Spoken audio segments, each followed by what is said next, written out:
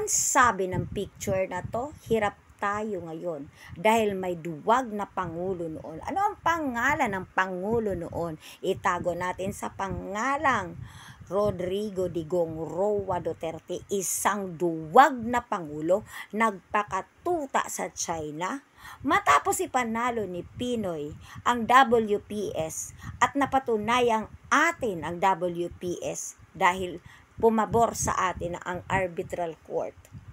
Pinabayaan ng tatay-tatayan yung duwag. Dahil puro siya pagpapatuta sa China, yun naman pala dahil pinapapasok niya ang pugo.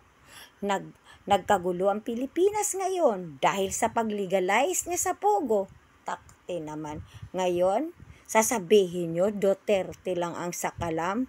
So, Santissima, saan utak meron kayo mga didilis? Kaya ako personally ay salute PBBM sa kanyang stand ngayon sa WPS. We will not yield. Again, we will not yield. We will not waver. WPS is ours. Atin ang West Philippine Sea. Period.